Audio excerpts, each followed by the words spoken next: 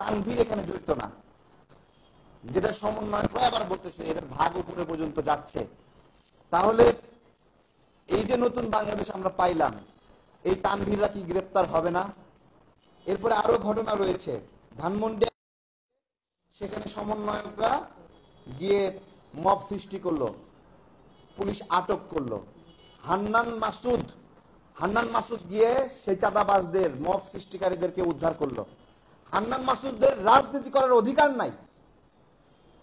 রাজনীতি চাঁদাবাজদের গিয়ে নিজে গিয়ে উদ্ধার করে নিয়ে আসতেছে, এর রাজনীতি করার অধিকার আছে বলেন? হ্যাঁ, এর নাম তো হয়ে গেছে বন্দর মাসুদ, মংলা মাসুদ, কত নাম হয়ে গেছে।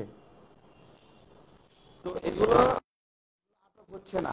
ডক্টর ইউনূস স্যারকে বলতেছি, আপনাদের নাক কাটতে কাটতে একবারে গোড়া পর্যন্ত চলে গেছে, আরো কতটুকু কাটলে আপনারা এদেরকে আটক করবেন? এর আগে কলাবাগানের কথা আমরা ভুলে যাই নাই। কলাবাগানে সমন্বয়ক সহ 14 জন আটক হয়েছে, 14 জন আটক হয়েছে এই চাঁদাবাজির ঘটনায়, এই মব সৃষ্টিকারীর ঘটনায়। ফেনীতে গ্রেপ্তার হয়েছে একজন, মাদ্রাসার অধ্যক্ষের কাছে 3 লাখ টাকা চাঁদা দাবি করেছিল, একজন গ্রেপ্তার হয়েছে।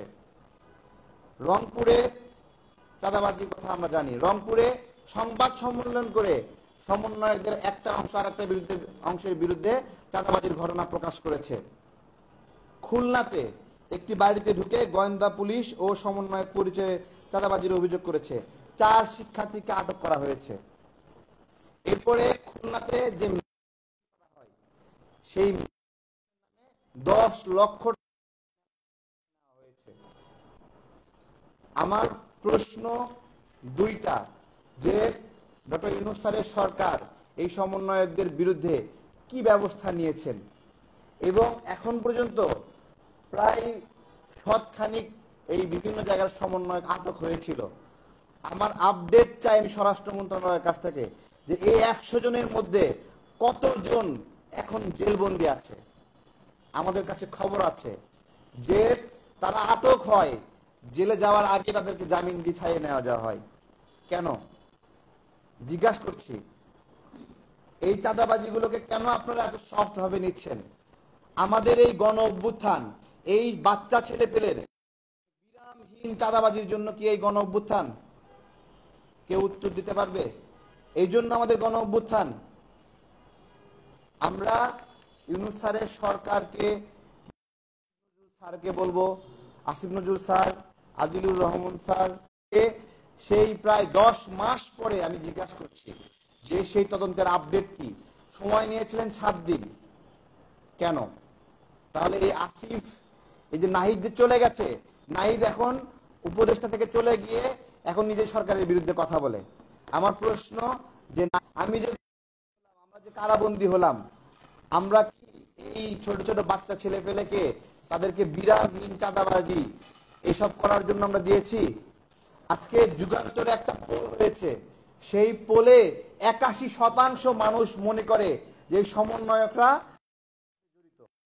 81% মানুষ, অথচ এই 81%, তার মানে 19% মানুষ মনে করে চাঁদাবাজিতে জড়িত না। এই পারসেপশনটাই ঠিক এখন থেকে 10 মাস আগে কি ছিল, যে 19% মানুষ এদেরকে পছন্দ করে না, আর 81% মানুষ এদেরকে পছন্দ করে। এই যে ঘুরে গেল,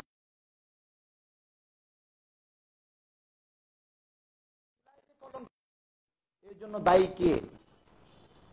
খুব সুন্দর করে ডক্টর ইউনূস স্যার এদেরকে ক্ষমতা দিয়ে দিয়েছেন।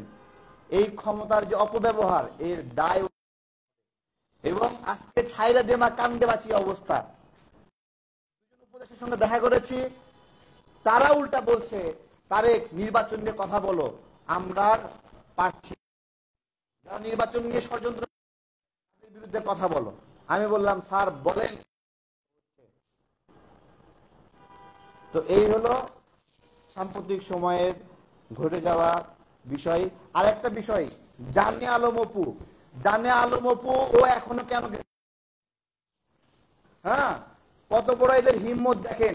এরা বলে আমি এখনো গ্রেপ্তার হই নাই, আমি চাঁদাবাজি করি নাই, অথচ যে সিসিটিভি ফুটেজ ভাইরাল হলো ওইখানে দুইজনের মধ্যে একজন আলম অপু, ওই চেহারাটা একটু অন্ধকার দেখা যাচ্ছিল, ওই ফাঁকে সে বুঝতে পারছে, মনে করছে পারে নাই, কিন্তু ছাত্র অধিকার পরিষদের ছিল, আমরা তো চিনি রে, ছাত্র অধিকার পরিষদ থেকে, গণ অধিকার পরিষদ থেকে, আম জনতা দল থেকে যত আন্দোলনকারী এনসিপিতে যুক্ত হয়ে গেছে প্রত্যেকটা চাঁদাবাজির কারণে এখান থেকে চলে গেছে।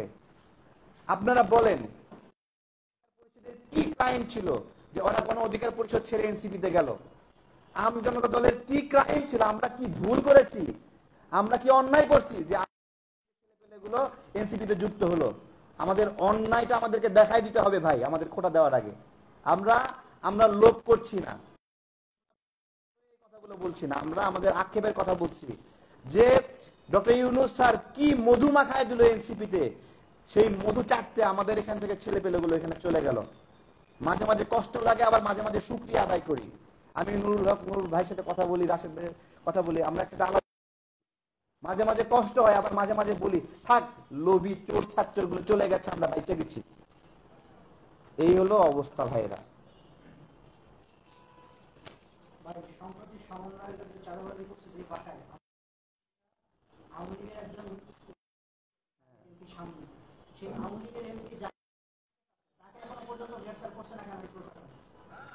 আপনি অনেক ভালো বলেছেন। এই সময় যে মামলাগুলো হয়েছে, একজন মারা গেছে, মামলা হয়েছে 100 জন, মামলা হয়েছে 200 জনের নামে। হ্যাঁ, গতদিন আমাদের এক জেলা পটুয়াখালী ছিল 3 আগস্টে পটুয়াখালী লাইভ করতেছে। সেই দিনে একজন মারা গেছে হলো উত্তরা মারা গেছে। এখন শত্রুতার কারণে আমাদের দলের আহ্বায়ককে ওই মামলায় ধরাই দিছে। আমি ওই মামলার আয়োগকে জিজ্ঞাসা করলাম যে আপনি যে এই মামলায় এই নামটা দিলেন, এই লোকটা তো ওই দিনে লাইভ করতেছিল, তা সে তার কি দুটা আত্মা নাকি, যে একটা পটুয়াখালীতে আর একটা হলো এই উত্তরাতে?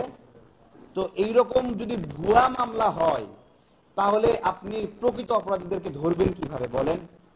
হ্যাঁ, একটা মামলা 200 জন মিলে একজন মানুষকে হত্যা করছে। হ্যাঁ, এগুলো কি মামুর বাড়ির আবদান নাকি? ওই মামলায় জীবনেও কোনোদিন প্রমাণ করতে পারবে খুনিকে? তাই না?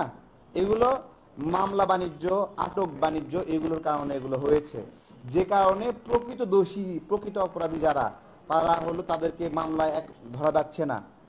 আপনি বলছেন যে আওয়ামী লীগের যে লোকটা মার্ডার মামলা আসামি, ঠিক আছে, ওই লোকটাও কি সত্যিকার অর্থে ওইখানে মার্ডারের সময় বলেন? এবং দেখেন ওই লোকের মতো আরো শত শত হাজার হাজার আওয়ামী লীগ নেতার নামে মামলা আছে, সেই লোকগুলোকে আটক করতেছে না কেন? এই যে সমন্বয়ক 10 লাখ টাকা নিল, ওই জায়গায় যদি 50 লাখ টাকা দিয়ে দিত, তাহলে আপনি এই প্রশ্ন করতে পারতেন? বলেন, তাহলে এই খবর বাইরে আসতো? তার মানে যেখানে টাকা দিয়ে ম্যানেজ করতে পারতেছে আওয়ামী লীগ নেতারা, সেখানে বেঁচে যাচ্ছে, আর যেখানে টাকা দিচ্ছে না সেখানে হয়ে যাচ্ছে সে খুনি, মার্ডার আসামি, আরো অনেক কিছু। তো এগুলো আমাদের এই ভয়ঙ্কর ভুল করছে হলো আমাদের চিফ প্রসিকিউটর কি বলছেন? উনি বলতেছেন যে মেট্রো রেলের আগুন দিচ্ছে নাকি শেখ হাসিনা। উনি বলছে টিভি সেন্টারে আগুন দেওয়া হয়েছে নাকি শেখ হাসিনা। কেন আগুন দেওয়া হয়েছে? আন্দোলন নাকি ভিন্ন পথে নেওয়ার জন্য এই আগুন দিছে। আরে ভাই, টিভি সেন্টারে যে আগুন, এই আগুন টিভি সেন্টার থেকে পুলিশ গুলি করতেছিল, তখন জনগণ টিভি সেন্টার থেকে পুলিশ আশ্রয় নিয়ে গুলি করতেছে, সো চলো টিভি সেন্টারে যাই। জনগণ বলছে এটা, জনগণ গিয়ে সেখানে পুলিশকেও মানে হলো তারাইছে, টিভি সেন্টারে গিয়ে তাদের ক্ষোভ মিটাইছে। এটা আন্দোলনের একটা স্মৃতি, আন্দোলনের একটা অংশ। এই ঘটনা, এই আন্দোলনে বিজয়ীদের ঘটনা। তাহলে এইখানে আপনি শেখ হাসিনা হলো খুনের আসামি, আপনি তাকে দিচ্ছেন টিভি সেন্টারে আগুন দেওয়ার মামলায় আসামি, এবং বলতেছেন টিভি সেন্টার নাকি শেখ হাসিনার ইন্ধনে আগুন দিচ্ছে। তাহলে যে আন্দোলন একটা, যে জায়গায় সাহস করে এই জনগণ মাঠে নেমে মাঠ দখল করেছে, ভাঙচুর করেছে, জনগণ অংশ নিয়ে স্বতঃস্ফূর্তভাবে জনগণ অংশ নিয়েছে। মানে কি বিপ্লব? মানে কি বিপ্লব? মানে জনগণের কন্ট্রোল নেওয়া। কন্ট্রোল নিয়ে যারা ক্ষমতায় আছে তাদের কাছ থেকে কি আটার মধ্যে থেকে চুল টান দেওয়ার মতো যেরকম নীরবে চুল বের হয়ে আসে এরকম বের হয়ে আসবে, নাকি হরদম করে সব ভেঙে চুরে বের হয়ে আসবে? বলেন তো। আমি চিফ প্রসিকিউটর স্যারের এই যে একটা দেখেন, মানে ওই গত 2 সপ্তাহ যাবৎ আওয়ামী লীগের নেতা কর্মীরা ওইটা প্রচার করছে যে চিফ হাসিনাকে টিভি সেন্টার মামলার জন্য হলো ফাঁসাইছে। তাহলে দেখেন, তাহলে টিভি সেন্টার যারা বিজয় অর্জন করছে, তাই না? এটা একটা দুর্গ ছিল শেখ হাসিনার, এটা একটা দুর্গ ছিল। মেট্রো রেল থেকে পুলিশ গুলি করতেছিল, এটা একটা শেখ হাসিনার দুর্গ ছিল, এটা একটা শেখ হাসিনার দুর্গ ছিল। এই দুর্গগুলো দখল করছে কারা? ছাত্র জনতা দখল করছে। তাহলে এইটা একটা, এই বিজয় গৌরবের বিজয়, সেই বিজয়কে উল্টায় বলতেছে শেখ হাসিনা এটা করাই। এই যে আমি একজন আইনের ছাত্র, আমি এটা বুঝতেছি আইনের ছাত্র হয়ে যে এইটা একটা ভুল অভিযোগ। তাহলে একটা ভুল অভিযোগ দিচ্ছে চিফ প্রসিকিউটর, তাহলে উনি তো নিজে এই মামলাটাকে দুর্বল করে দিচ্ছেন, তাই না? আবার দেখলাম যে হলো ইয়েতে এই যে আইজিপি মামুন রাজসাক্ষী দিচ্ছে নাকি, এবং এই বলেন আইজিপি কে বলেন তো, কেউ জানেন কিনা? কেউ জানে না, বাংলাদেশের মানুষ জানে না। এই আইজিপি মামুনের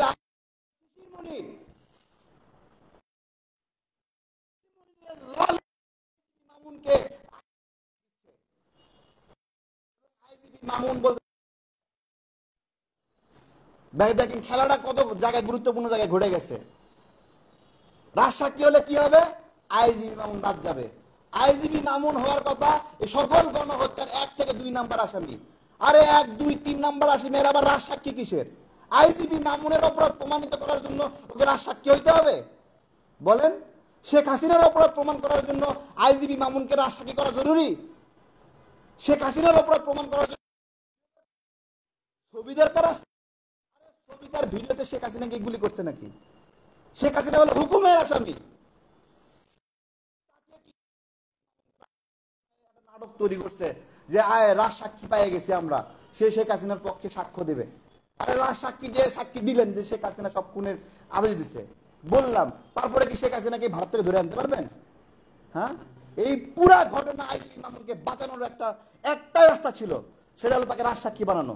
এবং শিশির এই জায়গায় দিচ্ছে কেন? শিশির মনির ভাই, আপনার কত টাকা দরকার বলেন? কত হাজার কোটি টাকা দরকার আপনার? আপনি বলেন, বলতে পারবেন কেন আপনি এই সাপোর্টটা দিচ্ছেন? কেউ কথা বলে না, সবাই চুপ। 2 সপ্তাহ দেরি করলাম, বড় বড় রাজনীতিবিদের কাছে গেছি, যাই বলতেছি আইজিপি মামুনকে শিশির মনিরের লল ফার্ম সাপোর্ট দিচ্ছে। কয় আইনজীবী হিসেবে সাপোর্ট দিতেই পারে। আরে ভাই, আইনজীবী হিসেবে সাপোর্ট দিতে পারে, কিন্তু নৈতিকভাবে সাপোর্ট দিতে পারে না।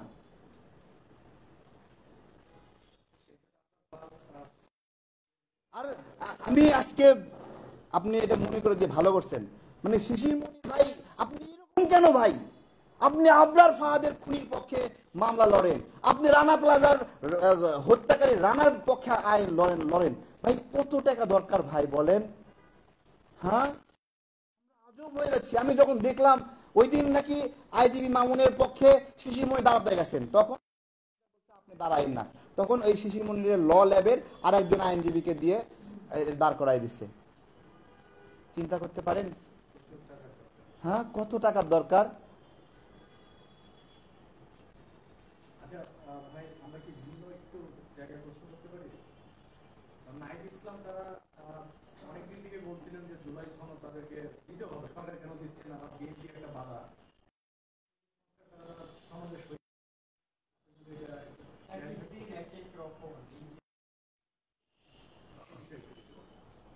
আসলে নাহিদ ইসলামরা নির্বাচনের কথা শুনলে ভূত দেখার মতো ভয় পায়।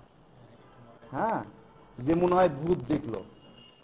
এবং এই যে গ্রামের মধ্যে অন্ধকারে জঙ্গলের পাশ দিয়ে যাওয়া, সবাই চিল্লায় না, কেন চিল্লায় বলেন তো? ওর ভয় কাটানোর জন্য চিল্লায়। তো নাহিদ ইসলামরা চিল্লাফাল্লা করতেছে, ওরা একটা আতঙ্কে আছে।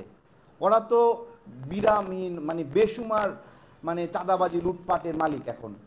তো ওইগুলো তো বন্ধ হয়ে গেলে ওরা ইয়ে করবে। এক একটা জেলায় প্রোগ্রাম করতেছে 20 লাখ 30 লাখ 40 লাখ টাকা করে প্রোগ্রাম করতেছে। ঠিক আছে, মানুষের কষ্টের টাকা এত সস্তা হয়ে গেছে যে ওদেরকে এই টাকা সাপোর্ট দিচ্ছে, নাকি মানুষের গলায় পাড়া দিয়ে এই যে গুলশানের যে ঘটনা এইরকম করে টাকা পয়সা নিচ্ছে। ওরা এই নির্বাচনের কথা শুনলেই ভয় পায়। জুলাই সনদটা হচ্ছে কেন, হচ্ছে না কেন? জুলাই সনদ হচ্ছে না এই নাহিদ আক্তার, এই যে ডারবি নাসির, এদের প্রতারণার কারণে জুলাই সনদ হচ্ছে না। এরা আসলে জুলাই সনদ চায় না। এরা জুলাই সনদের মধ্যে দেখতে চায় যে 72-এর সংবিধানের কবর দেওয়া হলো। আরে ভাই, 72-এর সংবিধান কি শুধুমাত্র শেখ মুজিবের সংবিধান? হ্যাঁ বলেন, মুক্তিযুদ্ধ উত্তর বাংলাদেশে যারা ওই সময় বিজয়ী মিলে এই সংবিধান বানাইছে। একটা সংবিধানের সব বাতিল হয় কিভাবে? হ্যাঁ, 72-এর সংবিধান বাতিল করে দাও। হ্যাঁ, এদের উপর কারা ভর করছে যে 72 71 শুনলে এরকম জ্বালাপোড়া করবে? শেখ মুজিবুর রহমান তার ভুল আছে তাই বলে তার সব কাজ বাতিল নাকি? হ্যাঁ, টুঙ্গিপাড়ায় গিয়ে বলতেছে যে টুঙ্গিপাড়া ঘুরায় দিবে, মুজিববাদ খবর দিবে। দরকার আছে এগুলো ফাতরামি করার? এগুলো সারাক্ষণ বেদবি করে করে তারা এগুলো দিয়ে মাঠে থাকতে যাচ্ছে। তো জুলাই সনদ হচ্ছে না এদের গোয়ার্তুমির কারণে, যে ওরা আসলে জুলাই সনদ চায় না।